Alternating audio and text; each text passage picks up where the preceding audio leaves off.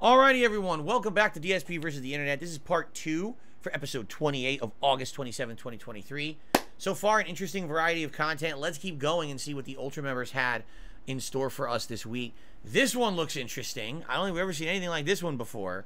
The deadliest job in America is a snake I think milker. I just went to the bathroom in my pants a little bit. Holy cow, look at the size of that snake. Wow. Most dangerous job in the United States right here, folks. Wow, that is a very, very strong snake. Whoa! So they're taking venom out of the snake for various reasons. Isn't it true that snake venom can be used to develop, like, not only the antidote for a snake bite, but other uses as well, medical uses? When it comes to creatures that humans are afraid of, I always say there's the three... All right, I don't want to watch you do your intro. I want to get to the actual meat of this. Okay. Days a week, and probably most importantly, a number of these venoms are produced for the antivenoms, both here in North America and around the world. There you go. So let me just repeat that real quick. You said between 50 and 100 snakes a day. Have you ever been bitten in the process of milking? What are you, crazy? Of course he has. How do you not get bit? Of course he's going to get bit. Snakes, because accidents do happen. We have about 500,000 venom extractions now, and every once in a while, right, he zigs and you zag, and the whole thing goes bad. So I've had 11 snake bites in the last 27 years. Only 9 of those resulted in envenomation and actual hospital stays. We had 2 of those bites were dry. But then you'll see the work here at the table is close work, but it's really rehearsed, and it's done very carefully and methodically. And so we like to think it can be done very safely. That's just crazy, because you think, when you go to work every day, is there a strong chance that you would have to go to the hospital for something that happens at your job? And it really depends, because a lot of jobs are more risky than others. You would think someone who's like in construction, or someone who's a rescue worker or something. Of course, the answer is yes. Every day I'm at risk, right? But other people are like, well, I'm an office job. You know, my job, I literally sit here. What are the chances that I could have to go to the hospital sitting here doing content in my office? Very slim, right? This guy, literally every single day, he could get bit and have to go to the hospital. And if he gets bit, chances are, out of 11 bites, 9 times he had to go to the hospital. So hopefully they give him some really good health insurance at this job. So the first snake that we're going to get out from this, you see... Oh, guess what? Can't watch anymore. Yep. Can't watch any more of that clip. It already got claimed. And it was interesting. I actually wanted to watch it, but YouTube is fucking stupid. I'm gonna be honest. YouTube really needs to cut the shit. It's fair use, YouTube. It's fair fucking use. I should be able to watch that and react to it, but, you know, YouTube doesn't care. So it is what it is. Sucks. We didn't even get to learn more about it because of it. So it says... We've detected video in your stream belongs to someone else. Your stream may be temporarily blocked. So if you guys notice that the stream goes down, I apologize in advance. I can't make it not be blocked. But what happens is it goes away for 2 minutes and it comes back. So if you happen to be watching this live and it goes away for 2 minutes, sorry. If you're watching this on demand, hopefully that'll just get claimed and not blocked. But if you notice a giant chunk of my video is missing, that's what happened. I probably had to edit that out. Okay? Really stupid. Alright, let's continue. This is Black Myth Wukong's new extended GeForce battle gameplay. Alright, let's see 5 minutes of gameplay of this. You know, we saw gameplay of this like a year ago. This is the latest update on the game. Let's see what's in store. Wow, the leaves falling look amazing. Right? They look really realistic. What's going on here? Perhaps this guy can get a better mask. This one's pretty old. Of course, I agree. Yes, me too. I totally understand. Alright, so who's this? It definitely looks like Sekiro, no? This reminds me of Sekiro for sure. Maybe a little more action-based. It's got elements of Sekiro, but it looks like it is way more action-based.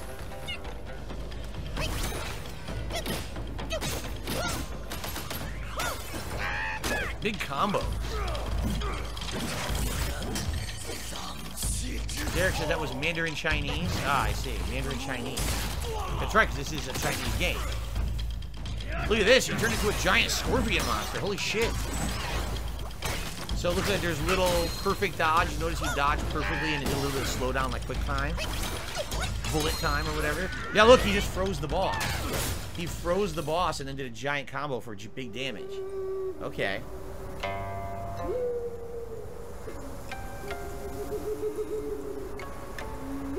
Sun Wukong. So is this going to be the story of Journey to the West? Is that what this is? Or is it its own original plot? Did they turn Journey to the West into a video game? I wonder. A macaque chief. Macaque. How do you say that? Macaque. Yeah, see, you have to do a perfect dodge. See that?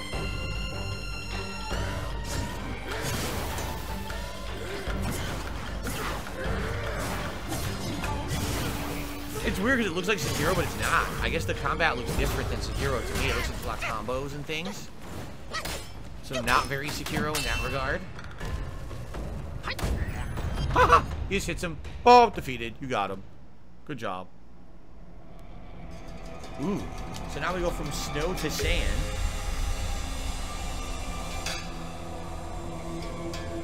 The environments look nice. Look at this thing. A lightning... What the hell is that? It's like a dude with a dragon mask with lightning maces. His name is not in English. I have no idea what it is. It looks like it is like a dragon-kin hybrid or something. Half dragon, half man. It looks pretty darn slow though.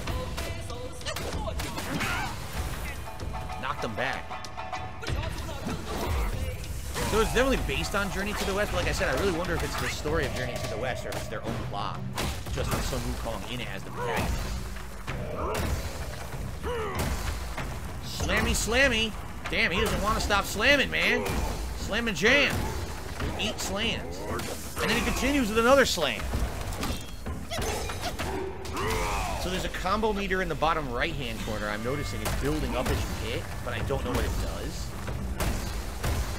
Damn, that's a lot of dodges. Do you can perfect parry those rings or something, or do you have to dodge them off? It's like playing music. A freaking drum solo. Slam. See, that was like a special attack that charges or something. Interesting. Gadaro says he doesn't have the ring, I think, in this game. It's the introduction. He eventually wages war in heaven against the Jade Emperor, so he would have the ring around him. What is it? Are you talking about the halo? He gets that later in the plot line. Yeah, he doesn't have it here. That's it. That looked all right. So, okay, graphically looks amazing. I think the graphics look good. So I think visually it'll be an impressive game. Gameplay elements look like a combination of Sekiro, but a game with better combo ability than Sekiro, like more movement and combo ability. I don't know if it'll be as difficult as a FromSoft game. It doesn't look as difficult. It looks like it's easier to dodge and stuff. It looks interesting though. It definitely looks interesting to me. It might be cool, right? So I guess we'll have to see when we get further to release. I don't know when it's coming out. Okay. What kind of car you want to drive? Bugatti. And what you want to do in life? I want to smoke cigars on a yacht with 100 women that can't look me in the eye. And I got just the guy that'll help us do that. All right.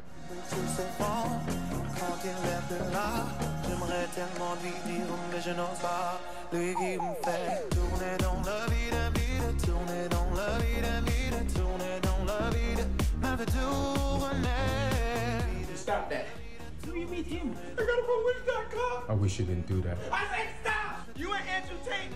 You Andrew Fake. You're Andrew Fake. You ain't Andrew Tate. You're Andrew Fake. Get out. All right, that was actually pretty funny. That was actually pretty funny. That was a good one. Okay. Oh man. Oh, I see. Okay, I'm getting rid of Mo now. Don't worry. Now, guys, this video is a political video. All right? You guys know I don't do politics. I'll watch a little bit of it. All right? But I'm not going to go hyper political here. I'm definitely not watching 12 minutes of some woman ranting politically about Donald Trump. Okay, I'll watch the first minute or two of it and see what's going on, and maybe do a little bit of commentary, but that's about it. Let's see. Hey folks, it's Patriot Nurse. Thanks for joining me today. In this video, we're going to discuss the aftermath of President Trump's arrest and how this is playing specifically into the next iteration of American history and what we can expect coming from this. Also, this is what's hilarious. She goes, the aftermath. There's no aftermath. The aftermath is he'll raise a ton of money for his campaign. His followers will more adamantly support him, and the people who don't like him will rejoice as if something happened. You know, there's no aftermath. It's not like there's no aftermath. It's not like there was a giant war. There's no explosions. No, you know, what are you talking about? I love that they have to completely over dramatize everything. There's an interesting coincidence this week with something else that was major and seminal as far as an event that happened in American history over 30 years ago, and that is Ruby Ridge.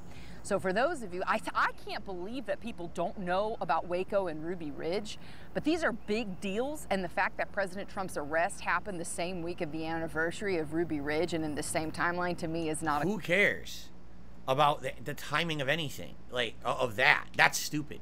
That's like saying, oh, it was destined to happen the same week as something that happened in history. What? Oh, yeah, there's real significance of the time. No, the timing has no significance. If you want to say significance of timing, President Trump's arrest is significant because what they're trying to do is essentially disqualify him from the presidential race.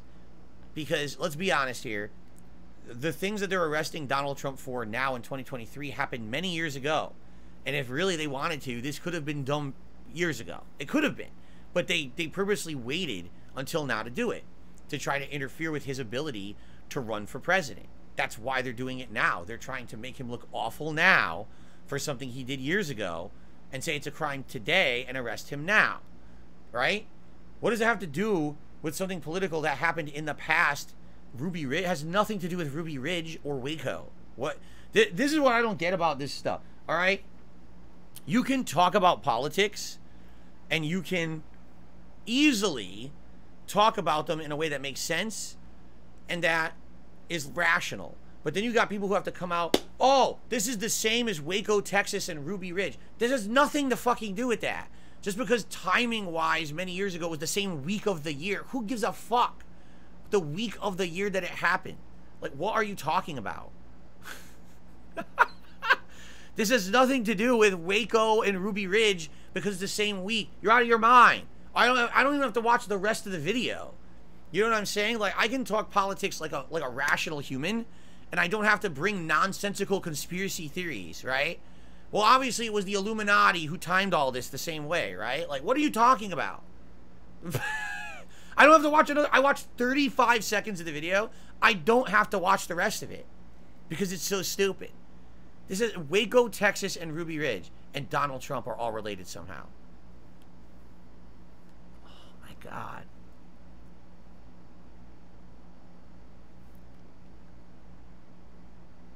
But again, all right, there is validity to saying why certain things happen in certain timing. In my opinion, Donald Trump, if he was going to be arrested for the uprising when he basically inspired a bunch of his followers to do illegal things like storm the Capitol, this could have very well happened years ago. But why are they doing it now? Because it was a wait-and-see attitude. Will Donald Trump really be a candidate for president in 2024? Will he still have the following that he has then that he had back then? What's going to happen? Oh, well, look. Looks like it's ramping up that he's going to be the top candidate again for president on that side, right? So now it's time to bring this stuff up. Wait, what? No, you could have done this years ago. You know, it's stupid. Again, anyway, no, people are like, oh, it takes years. No. It didn't take years. Their investigation didn't need to take 2.5 fucking years. There's nothing in that investigation that takes 2.5 years to complete. Okay? It's called dragging your feet on purpose to fucking have an end goal. And the end goal is that they don't want this guy to be a serious candidate for president again. They're afraid of what happened last time when he was president. They don't want that to happen again. They're literally terrified. So they're trying to get him arrested now so that this will disrupt the election. It's true. Why else were they doing it now? They could have done it within a year of when it happened, they could have had that whole investigation wrapped up and done, and he would have been in jail for this already or whatever, if they found him guilty or whatever. I don't know what they're going to find. To be honest, I don't know the law of the legality of what happened there. I don't know if he actually broke a law or not with what happened. You know, people say, oh, so, well, he rallied these people to do this awful thing, and other people are like, he never did that. I don't know. I don't know what the law actually is. I don't know what the findings will be. Okay? That I'm not arguing. I don't know. What I'm saying is, this is, obviously it's being done on purpose. This is how politics work, man. You fuck around when you know that this is going to have an impact on something. So let's put it in the news that he's constantly being arrested. Here's his mugshot, and here's all of this. Let's make him look like a hardcore criminal, right? So that people it'll fuck up the election. He can't be the top candidate on the Republican side. The funny part is, he's done a million horrible things. Donald Trump, are you aware of this? He's done many bad things in his lifetime.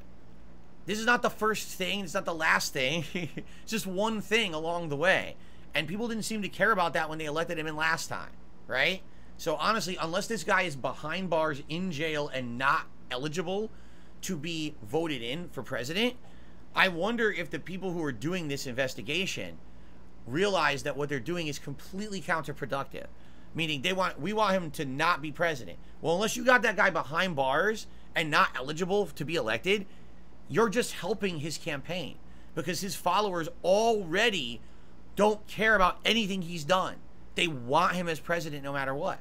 So doing what they've done, quite frankly, is just, it's going to backfire, in my opinion. This is just going to take those people who are already so for him and just polarize them even further.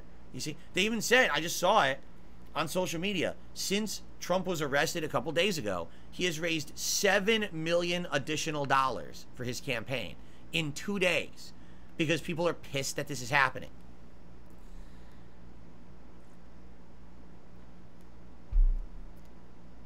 People in politics think they're smart. They're some of the dumbest motherfuckers on this planet. And they're all rich, and they're all in power of everything that we do every day. It's pretty sad. But I think that's enough.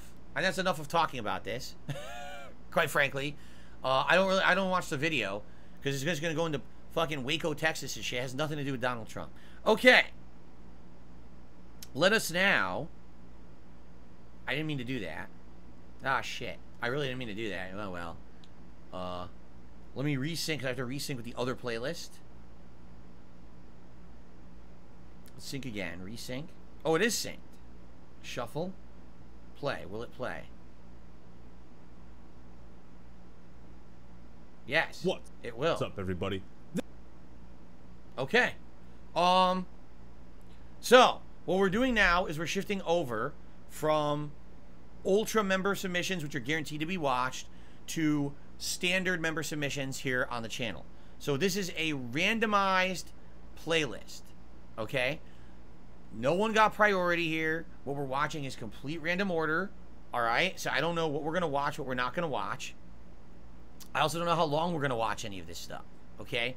Some of this stuff I've already talked about. Like this video here, Baldur's Gate 3 is way too good, apparently. We've already talked about this on my podcast. So I don't know what more I can really add to the subject, because we've already talked about it, and how there's game developers who are afraid that this will become the new norm of how game development happens and how good the game was. Everyone will expect a game of that quality. Let's at least watch a little bit of it, but I don't think we're going to watch this whole video, because if it is what I think it is, then we've already talked about this before. I'll just give you my summarized opinion, okay? All right. This is the Dark Urges man here, and today I want to take you down by the river. Larian Studios has lit the internet on fire with their latest dating simulator, one that gives Super Seducer a run for its money. By all accounts, Baldur's Gate 3 is a slam dunk success, and it's now the highest rated PC game on Metacritic ever.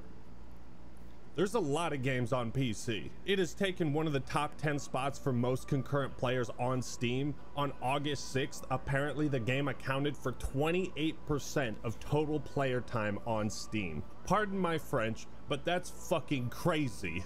As far as I've played, Baldur's Gate 3 has been an incredible game, and it is very refreshing. Squirrel might be the single most adorable creature you can recall in all your stunted memory. Oh. It would be ever so twee if it were climbing a tree. Twee?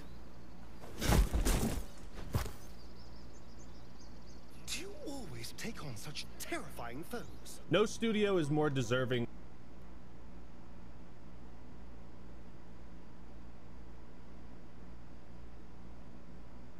Ha! That was funny. Well, if that's the kind of humor in the game, I guess I'm glad I'm not playing it. You tell me what was funny about that. I had no idea. Of this kind of praise than Larian, who has toiled in the mines for far too long. But we're not reviewing the game today. Instead, I want to focus on this small pocket of control. This is a great thread about why using a singular game to set expectations for everyone developing titles in a genre isn't useful and is instead foolhardy.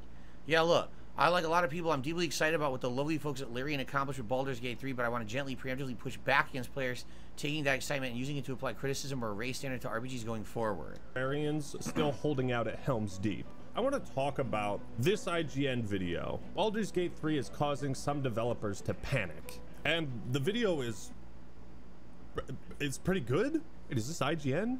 Are you sure? It's filled with great takes and actual insight and commentary into the game industry, and not just giving away 9 out of 10 scores to every new release. Developers should be looking at what Baldur's Gate 3 did and trying to replicate where they can, not jumping up to defend games that are cramming in practices that fans are getting fed up with. He's right!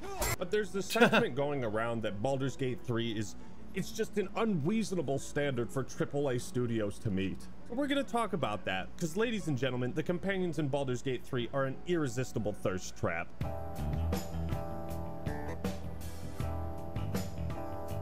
This is what people Luckily focus for me, on, huh? I can resist their temptations and quench my thirst with Air Up, the sponsor of— Oh my god. He didn't even get to the point of his video yet, and he's got a sponsor drop.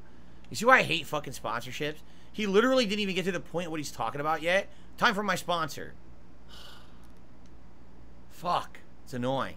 Increasingly tired of. So naturally, as Baldur's Gate 3 was about to come out, we all wondered what the catch would be. Are there gonna be any dumb microtransactions? No. There are no in-game purchases in our game. We believe in providing a complete and immersive gaming experience without— Alright, so I get it. There's no microtransactions. The game's really good. So what's your point, though? Like, what's the point you're making?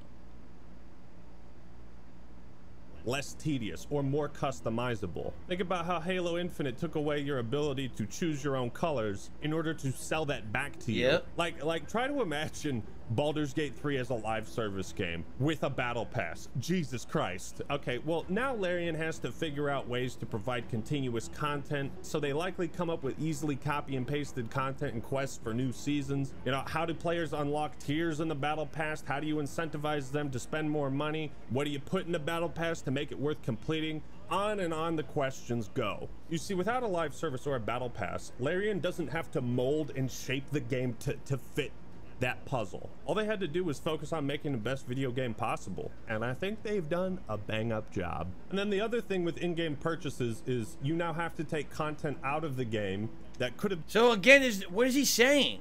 There's still no point to the video. What's the point of your video? Have you gotten to a point yet? I'm halfway in. I'm still waiting for a point. Called out. Clearly funding wasn't the right choice of words here. Replace that with budget, knowing that an IP with the legacy of this one is going to sell. What? This just perplexes me. Are you talking about the Dungeons and Dragons IP? Because most people associate that with the tabletop board games. Are you talking about the Baldur's Gate IP? Because the last game I heard about Baldur's Gate was Dark Alliance 2. Okay, he's taking too long to get to any kind of a point. I'll give you my summarized take because I already talked about it on my podcast. If Baldur's Gate 3 is scaring other game developers, that's a good thing. It means that there's competition. Instead of everyone doing the status quo of putting out a game that's piecemeal, not a fully fledged game at launch, and then selling you a battle pass or selling you microtransactions, or a game that's buggy as shit at launch, or a game that's not fully featured, and then their excuse is, well, it's games as a service, so pay us later for the rest of the game, or so that we can keep making some kind of a content model, right, ongoing income. If they put out a fully solid game, all right, for retail price, and it's a great game, good, because then everyone else does have to compete. No more, oh, well, you know, that's not good. It shouldn't be the status quo for all games. Yes, it should. And every other game should have to follow, and if they don't buy their fucking game. That way, these game developers like EA in particular, who always seems to make these fucking formulas try to work for them in their favor, will actually have to stop making shitty games. They'll actually have to try. Yeah. If you stop spending money on garbage, the garbage will stop being produced. They will actually have to start creating good content for you.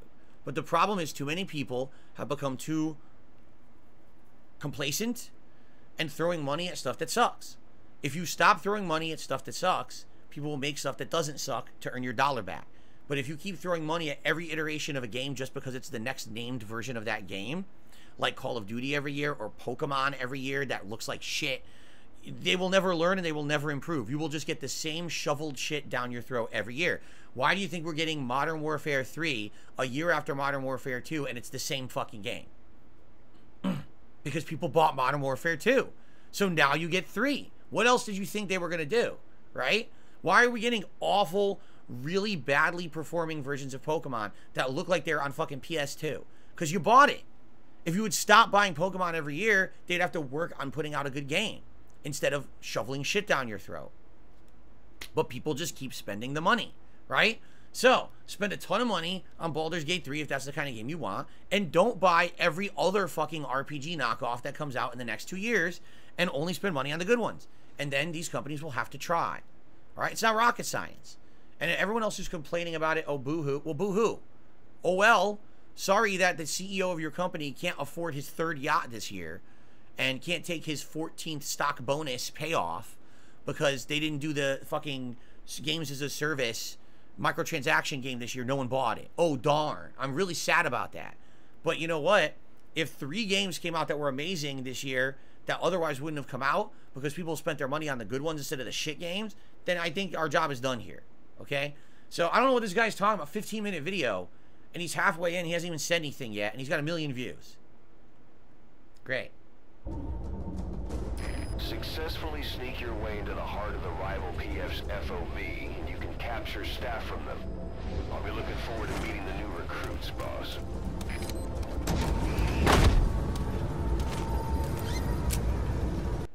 Metal Gear Solid 5, I'm number 1 in FOB missions, quiet as Sniper Wolf. Huh? What?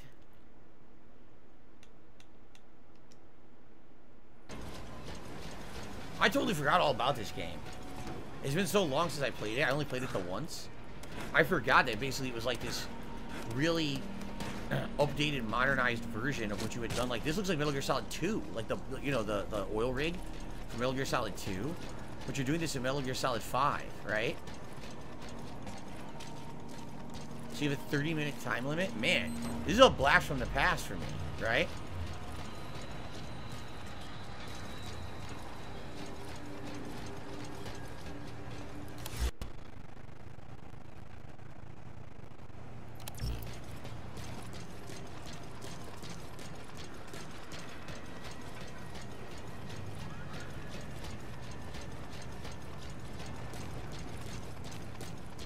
Alright, that's enough of that. I know what Metal Gear Solid 5 is.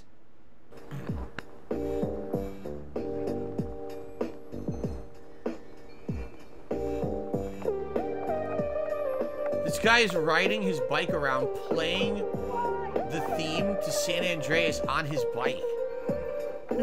Wow. And that's an iPad, right? Yeah, that's an iPad.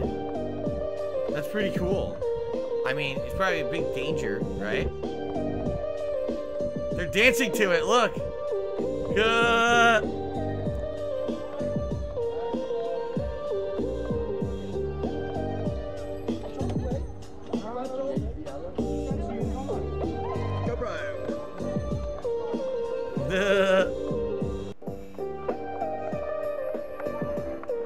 The Synth Biker is his name. Almost 5 million views. Cool.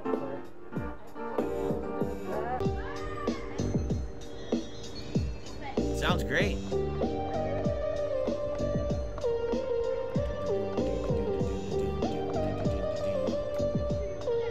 Everyone dances. Everyone hears it and they start dancing. Where is he? It doesn't say where this is. I wonder where this is.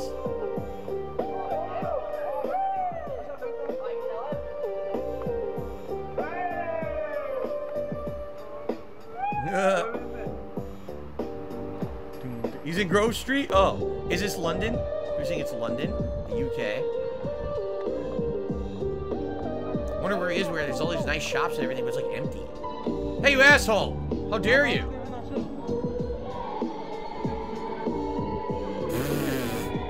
What a moron. Wow, you were really good. Nice. Yeah, maximum respect. That's it. Synth Biker. That was pretty good. Yeah, look, here's comments on his previous videos and stuff. The TikTok comment section. That was it. That was cool. I wonder if he rides around, does that at all different places. All right. Anyway, that was part 2 of DSP versus the Internet. I hope you guys are enjoying the show so far. Good variety this week for sure. I'm really enjoying the variety of videos people have submitted. So thank you for watching. And remember, best way to support this channel is by becoming a member yourself and being able to submit videos for next week's show. So please consider doing so. And I'll see you all in part 3.